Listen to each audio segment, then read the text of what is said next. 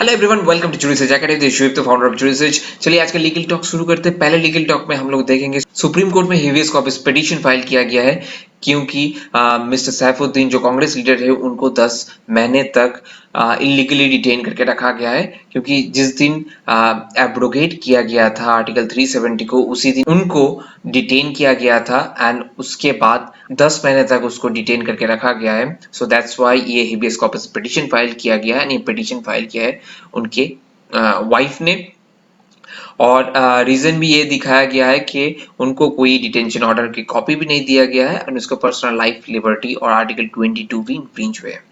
Now legal talk 2 में हम लोग बात करेंगे बेसिकली आपको पता ही है कुछ दिन पहले दिल्ली हाई कोर्ट ने सो मोटो कॉग्निजेंस लिया है, सुप्रीम कोर्ट ने खुद सो मोटो कॉग्निजेंस लिया है, पटना हाई कोर्ट ने सो मोटो कॉग्निजेंस लिया है, अभी एनएचआरसी भी सो मोटो कॉग्निजेंस लिया है। नाउ किस रिगार्डिंग माइग्रेंट वर्कर्स के रिगार्डिंग सो मोटो कॉग्निजेंस लिया है। सो बेसिकली रीजन यही है कि जो ट्रेन में माइग्रेंट वर्कर्स को भेजा जा रहा है वो ट्रेन बेसिकली वो डेस्टिनेशन में नहीं पहुंच रहा है और पहुंच रहा है तो बहुत डिलेड पहुंच रहा है। उसके साथ साथ खाने पीने का कोई बंदोबस्त नहीं है जो एक्चुअली ट्रेन वाले को railways must have to provide the food and water, वो भी नहीं दे रहे रेलवेज।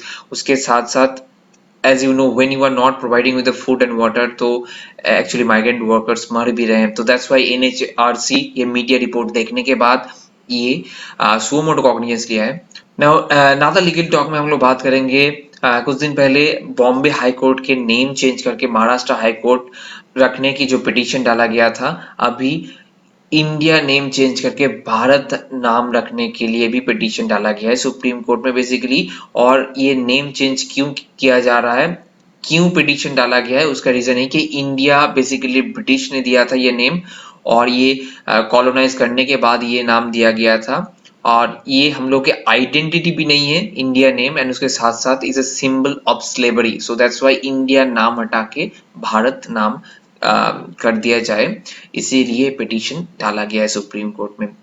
लीगल टॉक नंबर 4 में हम लोग बात करेंगे कुछ दिन पहले सुपर साइक्लोन अम्फान हिट किया था वेस्ट बंगाल और उड़ीसा में एंड उसके चलते वेस्ट बंगाल के कुछ इलाकों में बहुत ही सिवियर डैमेज और डिवास्टेशन हुआ है। तो that's why increasing diversity by increasing access IDIA ने कंट्रीब्यूशन करने के लिए सबको बोला है सो दैट कि वो बेलेघाटा का जो एक स्लम है, पर्टिकुलर कोलकाता में एक जगह है बेलेघाटा, उसकी जो स्लम है उस स्लम एरिया पूरा डिवास्टेट हो चुका है। तो दैट्स व्हाई उसके चलते अगर कोई किसी को कंट्रीब्यूशन करना है तो बेसिकली वो लोग कंट्रीब्यूट कर सकता है so that that particular area के सिचुएशन बेटर हो सके। फिफ्थ लीगल टॉक में हम लोग बात करेंगे link legal India legal service ने एक वेबिनार होस्ट किया था जिसमें retired justice Deepak Gupta invited थे एज ए स्पीकर और उनके कुछ ऑब्जर्वेशंस हम लोग इसमें बात करेंगे क्योंकि those observations are really good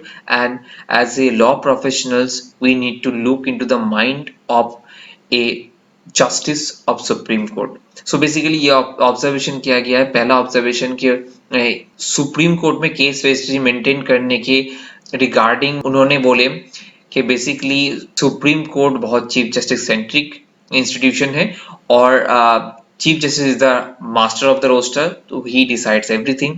second thing, pending cases के चलते जस्टिस दीपक गुप्ता ये बोले कि बहुत सारे पेंडिंग केसेस सुप्रीम कोर्ट में अभी है और इसका रीजन भी यही है कि बहुत सारा अननेसेसरी पिटीशन भी सुप्रीम कोर्ट एंटरटेन करता है जो एक्चुअली नहीं करना चाहिए सुप्रीम कोर्ट को।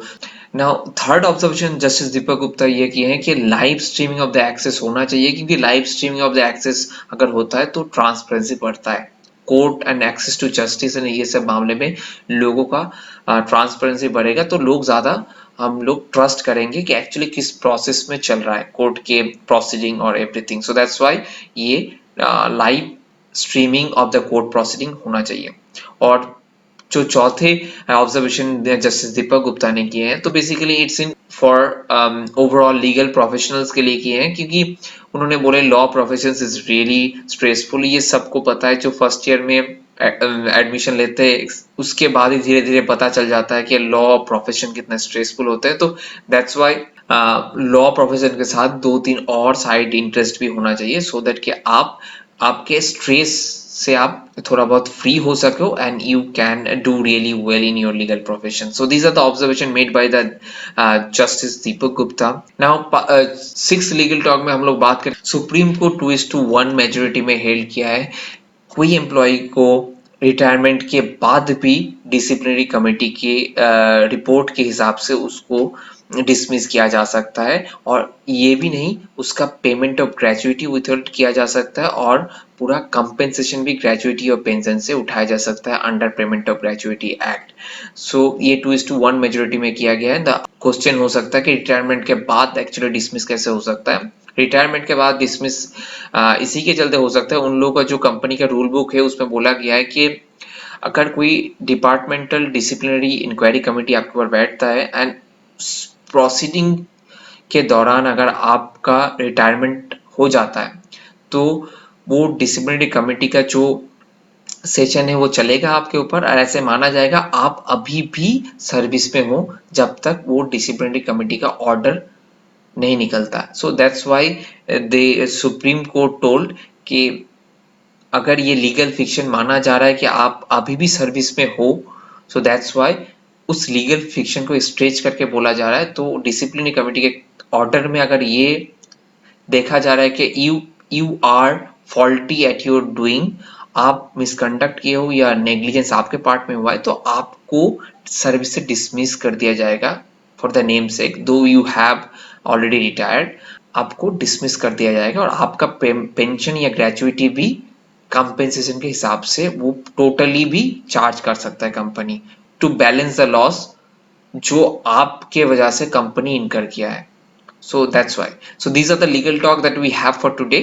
We're going to meet again tomorrow. If you like the video, give it a thumbs up and don't forget to subscribe the channel because we come up with legal talk every day. Thank you.